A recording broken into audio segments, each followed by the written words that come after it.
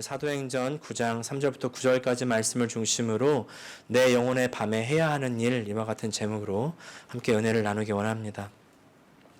여러분, 영혼의 밤이라는 말 들어보셨죠? 영혼의 밤이란 하나님께서 계시지 않은 듯한 그런 절망의 시간을 이야기합니다. 이 영혼의 밤이 누구에게 찾아올까요? 영혼의 밤은요, 믿지 않는 사람들에게 찾아오는 것이 아닙니다. 오히려 믿는 사람들, 하나님을 아는 사람들에게 찾아옵니다. 성경에 너무나도 많은 믿음의 선배들, 그 사람들이 다 이 영혼의 밤을 지나는 겁니다. 믿음의 시초라고 하는 아브라함, 또 이삭, 야곱, 요셉, 이런 사람들이 다 영혼의 밤을 지났고, 그 위대한 민족의 지도자 모세, 정말 엄청난 왕 다윗, 이런 사람들도 다 영혼의 밤을 지나는 겁니다. 하나님의 놀라운 선지자들 엘리야, 예레미야 다 영혼의 밤을 지나고요. 신약에 와서는요, 모든 제자들, 사도들 비롯해서 심지어 예수님까지도 영혼의 밤을 지나는 것입니다. 이 말은 무슨 말이냐면요, 영혼의 밤은 모든 신앙인에게 다 찾아온다는 것입니다. 하나님께서 이 영혼의 밤의 시간을 하나님의 사람들에게 허락하십니다. 왜 허락하십니까? 왜냐하면요, 이 시간이 괴롭고 힘든 시간이지만 그러나 그만큼 우리 신앙에는 필수적인 요소이기 때문에 그렇습니다. 그래서 하나님께서 특별하게 사랑하시는 그 사람들일수록 영혼의 밤의 시간을 아주 깊고도 진하게 겪게 하시는 것입니다. 그래서 앞에 나열했던 그 신앙의 선배들이요, 모두 다 하나님께서 특별하게 사랑하셨던 사람들이잖아요. 특별하게 사랑하셨기 때문에 이 사람들이 다 영혼의 밤을 겪었습니다. 하나님께서요, 영혼의 밤을 허락하십니다. 그래서 지금 혹시 영혼의 밤을 겪으시는 분들이 계십니까? 먼저는 기억하셔야 될 것이, 하나님께서 바로 당신을, 바로 나를 사랑하신다는 사실입니다. 하나님께서 사랑하십니다. 그 사랑을 의심하지 마십시오. 그 진리를 꼭 붙드십시오. 하나님께서는 사랑이십니다. 진정으로 사랑하셔서 우리를 놓지 않으십니다. 그리고 하나님께서 너무 사랑하시기 때문에 꼭 붙들고 하나님의 귀한 형상으로 만들기 위해서 영혼의 밤을 허락하시는 겁니다. 영혼의 밤의 시간이 아니고서는 만들어지지 않는 그런 일들이 있기 때문에, 그런 부분이 있기 때문에. 물론 대부분의 영혼의 밤이요, 어떻게 찾아오냐면 나의 허물로 인해서 찾아올 때가 많이 있습니다. 나의 죄와 실수로 인해서 찾아오는 영혼의 밤. 이 부분에 대한 이야기는 다음에 하기로 하고요. 여기서 중요한 건 뭐냐면요, 나의 죄와 실수로 인해서 오는 이 영혼의 밤에서 우리가 가장 먼저 깨달아야 되는 것은 뭐냐면 바로 나의 한계입니다. 나의 한계. 나는 한계가 많은 인생이구나. 나는 안 되는 인생이구나. 나는 하나님이 필요하구나. 거기서부터 하나님을 진정으로 찾고 의지하기를 배우기 시작하는 거죠. 또 그런가 하면 나에게 영혼의 밤이 찾아오는 이유 중에 하나는요, 잘못된 신앙의 관념, 신앙의 방향, 하나님에 대한 잘못된 개념 때문에입니다. 오늘 본문에 나오는 사울이 대표적인 예이죠. 우리가 사울을 보면은 이 사울이 하나님을 모르는 사람이 전혀 아닙니다. 오히려 너무 잘하는 사람입니다. 아주 많이 알고 있어요. 하나님께서 천지를 창조하시고 모든 것을 만드시고 사람을 만드시고 하나님 뜻대로 이 땅을 운영해 나간다는 사실을 너무나 잘 알고 있습니다. 왜? 바울 자신이 유대인일 뿐만 아니라 바리새인이기 때문에. 바리새인이라는 사람들에 대해서 말씀드린 적이 있죠. 이 사람들은 엄청난 사람들이잖아요. 막 성경을 줄줄 외우고 다니는 사람이고 그 성경을 다 지키는 사람들. 성경 전체가 그 머릿속에 들어있다고 해도 과언이 아닌 사람들이 바로 이 사람인데, 이런 사람들인데, 근데 비극은 그렇게 성경을 줄줄 다 외고 다니는 이 사울이 여전히 하나님의 길이 아니라 자기의 길을 간다는 사실이죠. 왜냐하면 신앙을 완전히 잘못 이해했기 때문에, 하나님을 잘못 이해했기 때문에, 자신의 성공의 도구로 이해했고 하나님을 자신의 명예의 도구로 이해했고 이용한 것입니다. 처음엔 몰랐어요. 처음에는 자기가 잘 믿고 있는 줄 알았죠. 자신은 신앙생활을 잘하고 있는 줄 압니다. 그래서 열심을 내서 자기에게 반대하는 사람들을 자기의 생각으로 바꿔버리면 잘하는 건 줄 알았습니다. 그 사람들 정말 안 바뀌니까 옥에 가두고 심지어 죽이기까지 해도 잘하는 줄 알았어요. 근데 벌써 여기서부터가 잘못되고 있다는 것을 알 수 있는 부분이지 않습니까? 예. 하나님을 자신의 방법으로 믿는 사람들, 자신의 이익을 위해서 가는 사람들은요, 벌써부터 티가 나기 시작하는 것입니다. 사울에게서 볼 수 있는 허점이 뭡니까? 너무나 잔인하다는 거잖아요. 생명을 사랑하지를 않습니다. 어떤 하나님이 그런 과격하고 잔인한 방법으로 우리가 신앙을 프랙티스 하기를 원하실까요? 다른 사람들에게 함부로 하고 억지로 하는 것 전혀 신앙의 방법이 아니다, 이렇게 말씀을 이미 드렸죠. 하나님께서는 생명을 소중하게 여기십니다. 사람을 소중하게 생각하시죠. 그래서 자신의 사람들인 하나님의 사람들도 다른 사람을 소중하게 여기기 원하고 생명을 사랑하기를 원하시죠. 그래서 나중에 우리 지난주에 우리 성경 말씀 묵상한 거 보니까 27장, 사도행전 27장에 보니까요, 사울이 완전히 변화돼서 바울이 되었을 때 어떻게 됩니까? 예전에는 막 자기와 반대되는 사람들을 막 잡아 죽이는 아주 그런 사람이었는데, 잔인한 사람이었는데, 다음에 보니까 막 모든 사람들을 살리기 위해서 애를 쓰는 사람으로 변화되는 것을 우리가 보게 되지 않습니까? 언제부터 이렇게 바뀌냐면요, 하나님께서 빛을 비춰주시니까 자신의 모습이 나타나고 드러나고, 그러니까 그때 내가 신앙의 탈을 쓰고서 전혀 신앙인으로 살지 않았던 그런 모습이 비춰지는 겁니다. 그 전까지는 모르는 거예요. 그래서 지난주에 이 빛을 받아야 된다고, 이 빛을 사모하시라고, 구하시라고 말씀을 드렸습니다. 혹시 생각해 보셨어요? 이 빛을 받는 경험, 어떤 경험입니까? 이 빛을 받으면 뭔가 좋은 일이 일어나고, 뭔가 아주 환한 일이 일어나고, 행복한 일이 일어날 것 같이 생각하십니까? 답답함에서부터 이제 자유케 돼가지고, 너무 시원하다, 속이 너무 시원하다, 막 마음속에 청량해질 것 같은 그런 생각이 혹시 들지 않으십니까? 그렇다고 한다면요, 하나님의 빛을 완전히 오해한 거예요. 결론적으로 말씀드리면요, 하나님의 빛을 받는 경험은 나의 존재가 무너지는 충격의 경험입니다. 내 존재가 흔들리는 겁니다. 그래서 정신을 차릴 수가 없게 되는 것입니다. 이 하나님의 빛이 사울에게 어떻게 하는지를 한번 보십시오. 4절 상반절입니다. 같이 읽겠습니다. 시작. 땅에 엎드러져 들으매. 하나님의 빛이 탁 비치니까 사울이 엎드러졌다는 겁니다. 여러분, 이게 무슨 의미인지 아십니까? 여러분, 현대 무기 중에요, 섬광탄이라는 무기가 있습니다. 이게 수류탄처럼 생겼는데, 수류탄은요, 그 안에 작은 베어링 같은 파편들이 들어있어서 이게 이제 폭발하면서 이 살상을 하게 만드는 그런 무기라면, 옆에 있는 섬광탄은요, 폭발하는 대신에 강력한 섬광, 그리고 폭음이 나게 되는 겁니다. 그러니까 너무 밝은 빛이 비춰지면요, 우리가 어떻게 될까요? 눈이 머는 겁니다. 너무 밝은 빛이 비치면요, 그 충격에 서 있을 수가 없게 되는 겁니다. 하나님의 빛은요, 우리에게 큰 충격입니다.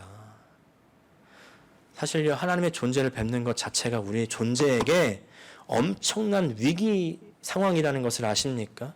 모세가 하나님을 뵐 때 하셨던 말씀을 저는 기억합니다.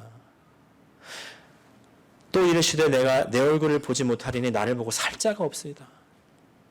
하나님께서 모세에게 내 얼굴을 보면 살 자가 없대요. 여러분, 하나님의 얼굴을 보고 싶다는 기도 혹시 안 해보셨습니까? 저 엄청 많이 했거든요. 하나님, 밤에 주의 얼굴을 보여주세요. 근데 안 보여주시는 거예요. 왜? 보면 죽는데요. 보면 죽는데요. 또 이사야 선지자도 보면 6장에 보면요, 이사야가 하나님의 임재를 마주합니다. 여러분, 매 기도 때마다, 예배 때마다 우리 하나님의 임재를 얼마나 구하고 또 노래합니까? 신앙생활 조금이라도 하셨던 분들 하나님의 임재를 다 구하잖아요. 근데 막상 하나님의 임재를 경험한 이사야의 고백을 들어보십시오.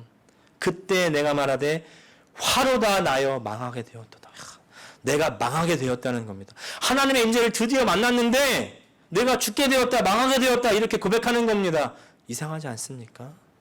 왜냐하면 하나님을 직접 대했다는 것은 나에게 심판이 임했다고 생각하는 것이기 때문에 그렇습니다.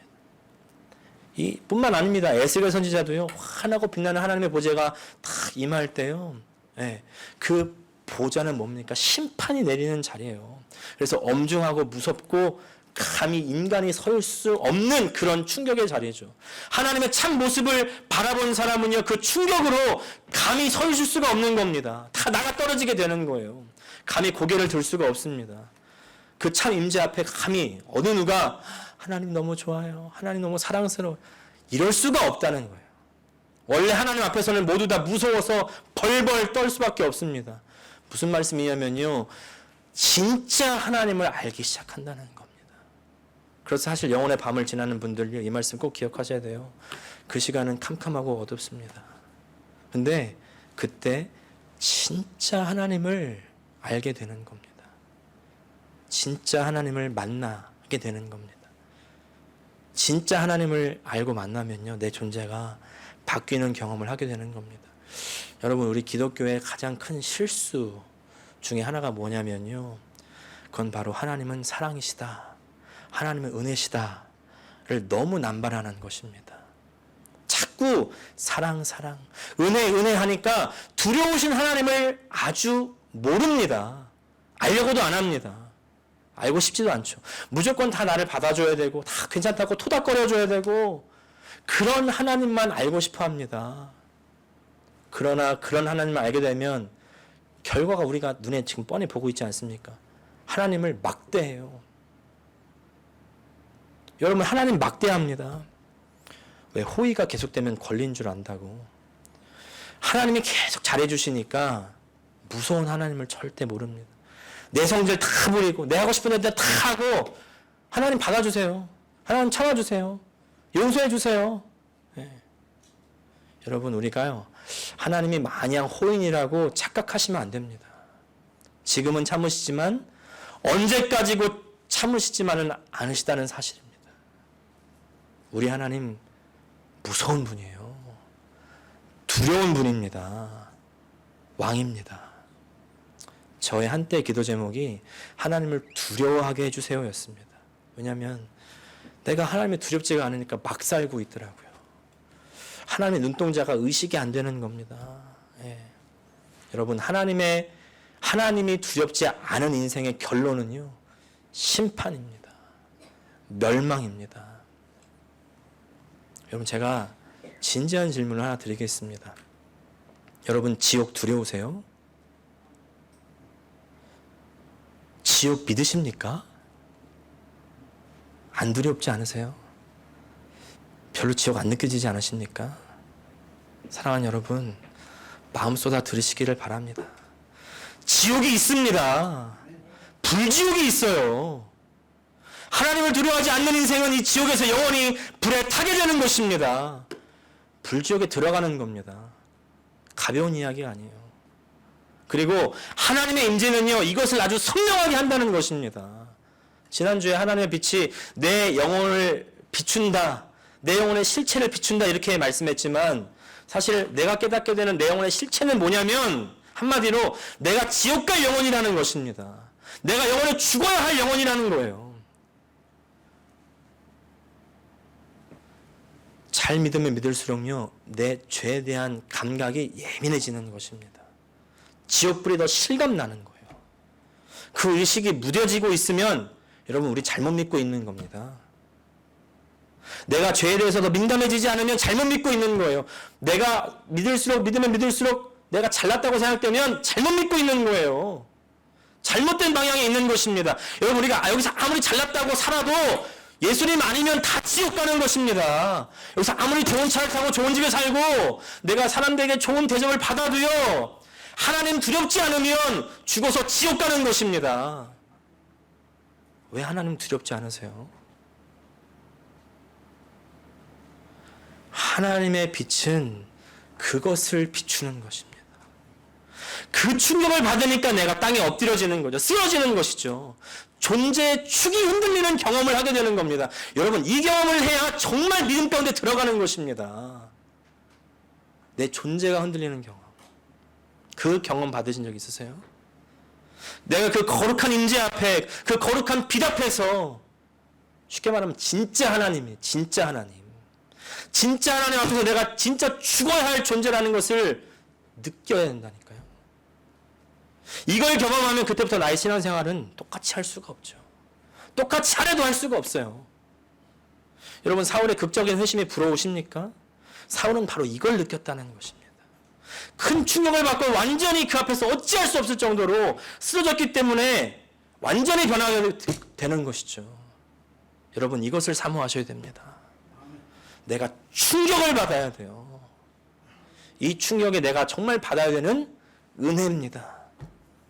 은혜가요, 여러분 잘 될 거예요. 여러분 괜찮아질 거예요. 여러분 좋아질 거예요. 병 날 거예요. 병 낫고 나서 지옥 가면 어떡합니까? 내가 괜찮아지고 나서 지옥 가면 어떡할 거예요? 내 존재가 흔들리는 경험이야말로 참된 복이라는 것입니다. 이걸 경험해야 진정한 신앙생활, 하나님을 바로 알고 시작하는 신앙생활이 시작되는 것이죠. 근데 여기서 사실 두 가지 반응이 나타날 수가 있어요. 큰 충격을 받고 내 존재가 무너지는 경험을 하고 나서 하나님께 완전히 돌아오는 경험을 하시는 분들이 계신가 하면 거기서 완전히 하나님을 떠나는 사람들도 있습니다. 두 가지가 갈리는 이유가 있어요. 충격을 받고 난 다음에 어떤 행동을 취하느냐에 따라서 갈리는 것입니다. 영혼의 밤의 시간을 겪을 때 사람들이 주로 하는 패턴이 있습니다. 첫째는요, 내가 스스로 내 어둠 속을 밝히려는 그런 행동입니다. 내가 살 길을 찾으려고 노력하는 사람. 그래서 사람들을 만나고 전화통에 불이 나고 하나님을 배제하고 내가 노력하는 것. 절대로 해서는 안 되는 행동이죠. 더 망하는 지름길입니다. 또 어떤 부류는 막 이리저리 끌려다니기만 해요. 상황이 그냥 둘 다 무너지게 되는 겁니다. 이때 해야 되는 일은 단 하나입니다. 바로 하나님께 이끌리겠다는 결단입니다. 영혼의 밤을 겪으면서 해야 되는 일은요, 하나님께 이끌리겠다는 결단입니다. 이끌린다는 말과 결단이라는 이 두 단어가 조금 상반된 단어처럼 들립니다만은 이끌린다는 것을 결단해야 됩니다. 오늘 본문에 사울이 하는 일을 잘 보십시오. 8절 말씀 같이 읽겠습니다. 시작. 사울이 땅에서 일어나 눈은 떴으나 아무것도 보지 못하고 사람의 손에 끌려 다메섹으로 들어가서, 큰 충격으로 인해서 아무것도 보지 못하고 갈 바를 알지 못하던 그 처지가 되었죠. 그래서 자기의 길을 마음대로 가던 사울이 이제는 자기가 갈 길을 갈 수가 없어서 사람의 손에 이끌리게 되었습니다. 근데 사람 손에 이끌렸다니까 뭔가 조금 수동적인 삶의 태도인 것 같지만, 근데 지금 사울이 하는 일을 보면 9절 말씀 또 읽겠습니다. 시작. 사흘 동안 보지 못하고 먹지도 마시지도 아니하니라. 사흘 동안 보지도 못하는 동안에 먹지도 않고 마시지도 않습니다. 먹지도 않고 마시지도 않는 일을 우리가 신앙적인 용어로 뭐라고 할까요? 금식.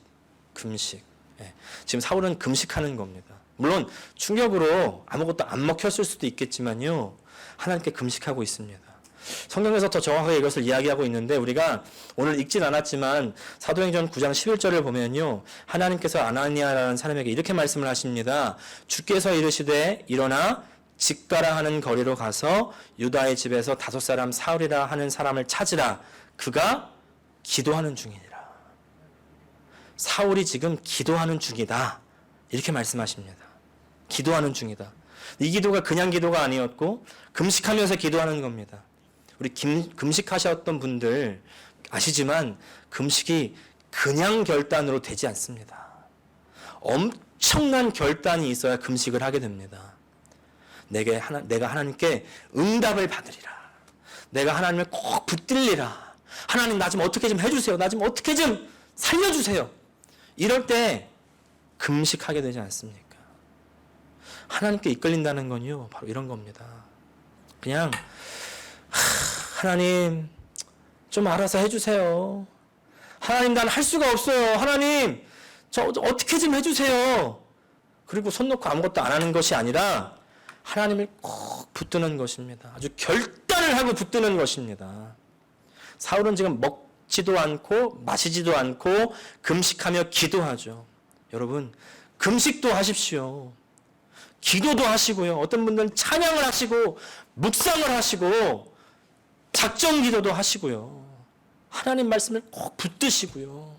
내가 매일매일 하나님 말씀을 읽고 매일매일 내가 묵상하며 살겠다. 말씀을 꼭 붙들어 보겠다. 밤의 시간에 하나님을 기억하고 하나님을 꼭 붙드는 것이 가장 중요합니다. 우리 시편 119편 55절 말씀 같이 읽겠습니다. 시작. 여호와여, 내가 밤에 주의 이름을 기억하고 주의 법을 지켰나이다. 신앙생활은 수동적인 삶이 아닙니다. 심지어 고통 중에 있을 때에도 그 고통을 가지고 하나님 앞에 나와서 울고 부르짖고 주님 나를 이끌어 주십시오 하고 하나님을 붙드는 것입니다. 될 대로 되라. 포기하고 손 놓고 이번 생은 망했어. 네. 그러면요 떨어져 나가는 겁니다. 하나님 꼭 붙드셔야 돼요. 그러면 반드시 말씀하시고 반드시 회복시키십니다. 그리고 우리는 다른 삶을 살기 시작하는 겁니다. 몇 주 전에 한 전도사님 간증을 들었습니다. 노태훈 전도사님이라는 분인데 이분이 어릴 때 허리 통증으로 아주 고생을 많이 했대요. 그래서 그 아픈 허리 때문에 이제 여러 목사님들한테 기도도 받다 보니까 사실 자기 속에 악한 영이 깊숙이 자리 잡고 있다는 것을 알게 됩니다. 기도받는 중에 갑자기 악한 영의 인격이 나와가지고 자기 자신의 생각과 상관없는 생각을 막 하고 말을 하고 막 그랬다는 거예요. 이게 이제 현대 의학으로는 조현병, 정신분열증이죠. 그래서 정신과 약도 먹고 또 그 약의 후유증 때문에 막 우울증으로 고생하고 그러다가 하나님께서 한 음성으로 자기를 감동하시더래요. 야, 너 내 앞에 돌아와라. 회개해라. 그걸 본인이 분명히 느끼는데 회개할 힘이 하나도 없다라는 겁니다. 회개할 힘이 없대요. 그래서요, 하나님, 저 회개할 힘이 없네요.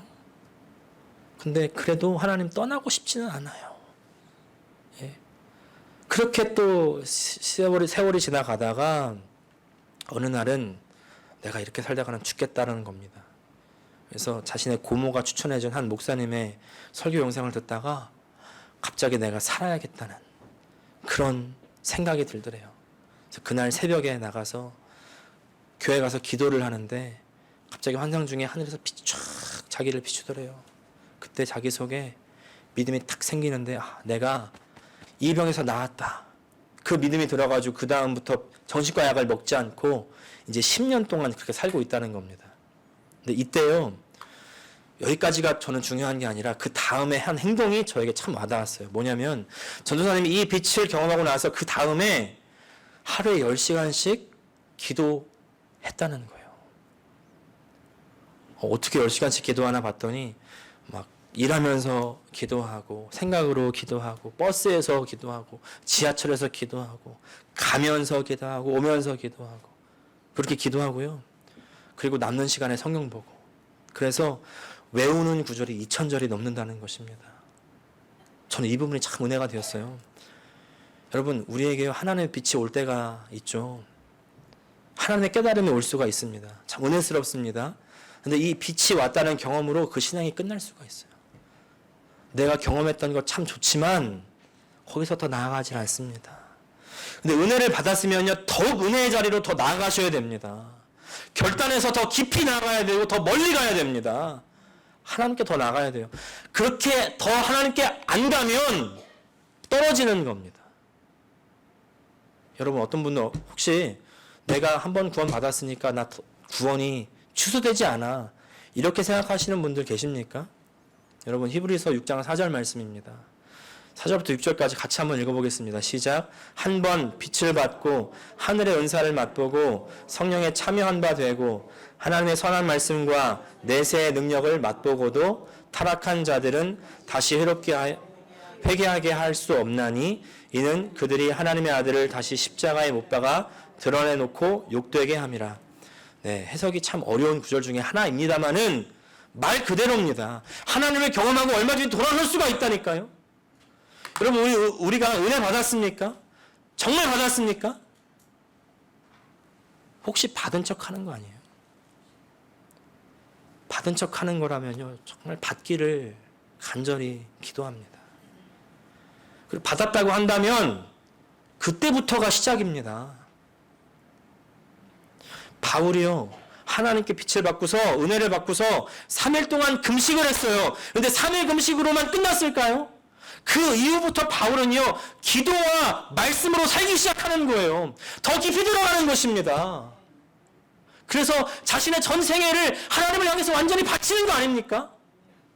그렇게 사니까 하나님께서 그 바울 가운데 역사하시는 것이고, 그렇게 사니까. 근데 여러분, 그런 바울도요, 자기가 떨어지지 않기를 계속해서 간구하며 바랍니다. 예. 그래서 자꾸 바울은 자기의 구원을 확인하잖아요. 내가 내 몸을 쳐 복종하게 하면 내가 남에게 전파한 후에 자신이 도리어 버림을 당할까 두려워함이로라. 우리의 실패가 뭡니까? 우리가 하나님께 비침을 받았어요. 은혜를 받았습니다. 근데 더 하나님 앞에 내가 내 몸을 쳐서 복종하지 않는다니까요. 안 그러면 떨어지는 거예요. 여러분, 어저께 말씀 묵상하셨습니까? 히브리서 2장 1절 말씀이 저는 너무나 은혜가 됐습니다. 그러므로 우리는 들은 것에 더욱 유념함으로 우리가 흘러 떠내려가지 않도록 감히 바탕함이라. 우리가 들은 것에 계속 유념하지 않으면 3장에 보면 또 뭐라고 나옵니까? 예수를 깊이 생각하라. 우리가 계속 깊이 생각해서 더 깊이 들어가지 않으면 떠내려간다니까요. 떠내려갑니다. 어떤 목사님이 이런 설교를 하신 것이 참 생각이 나고 마음에 이렇게 남는데요. 어떤 목사님이 이런 말씀합니다. 내 안에 계신 주님을 찾는 사람들이 많다는 거예요. 내 안에 계신 주님. 네. 내 안에 계신, 우리 안에 계신 주님, 이런 얘기 자주 우리가 듣지 않습니까? 근데 자꾸 그런 사람들이 내 안에 계신 주님은 찾으면서 교회로, 예배의 자리로, 기도의 자리로는 안 나온다는 겁니다. 그러면서 덧붙이는 말이 이래요. 참 그 사람 안에 있는 주님이 이상하시다는 거예요. 그 사람 안에 계신 분이 정말 주님이 맞다면 그 주님이 그 사람을 일으켜서 교회로 나오게 하지 않겠냐는 겁니다. 기도의 자리로 나오게 하지 않겠냐는 거예요. 기도의 자리로, 찬양의 자리로, 은혜의 자리로 나오게 하지 않겠냐는 것입니다. 여러분, 정말 빛비춤 받으셨습니까? 그 빛비춤은 진짜 하나님이 심판주이신 것을 알게 하고요. 진짜 내가 지옥 갈 영혼이라는 것을 알게 합니다. 내 영혼을 흔드시는 거예요. 그래서 밤의 시간을 허락하시는 것입니다. 그때 우리는 하나님을 꼭 붙들고 하나님께 전심으로 나가야 됩니다. 우리가 일생에 전심으로 하나님 붙들지 않으면, 더 깊이 들어가지 않으면, 그러면 떨어지고 마는 거예요. 떨어지고 벗어나고 혼자 믿는다고 착각하다가 불지옥에서 나의 인생의 마지막을 맞이할 수가 있다는 것입니다. 정말 오늘 우리 교회 성도들은요, 하나님 계신 천국에서 다 만날 수 있기를 간절히 소원합니다. 우리 끝까지 하나님을 꼭 붙들기를 결단하며 기도하기를 원합니다. 오늘 이 찬양이요, 세상 흔들리고 사람들은 변하여도 나는 주를 섬기리, 오직 믿음으로 살겠습니다. 우리 함께 찬양하시고 우리 함께 기도하시겠습니다. 하나님 우리 아버지, 우리가 하나님의 은혜로 말미암아 빛을 받고도 더 깊이 나아가지 못하고, 들은 것에 유념하지 못하고, 더 깊이 생각하지 못하고, 떨어져 나가며 벗어나며 흔들리고 있지는 않습니까? 오늘 더욱 하나님 앞에 이끌리기를 결단할 수 있는 우리 모든 주의 백성들 다 되기를 원합니다. 하나님 아버지, 깊은 신앙의 자리로 나아갈 수 있도록 도와주시옵소서. 더 깊은 기도의 자리로 나가게 하여 주시옵소서. 더 찬양 가운데 나가게 하여 주시고, 더 은혜의 자리를 사모하는 내가 될 수 있도록 도와주시옵소서. 하나님, 예전에 받았던 그 은혜만 사모하며 기억하며 추억하며 벗어나지 않게 하여 주시고, 더 새로운 하나님의 은혜, 더 깊은 하나님의 말씀 매일 삶 가운데 체험하며 저 천국에 이를 때까지 인도함 받는 모든 주의 사람들, 특별히 우리 교회 모든 성도들 다 되게 하여 주시옵소서. 예수님의 이름으로 기도합니다.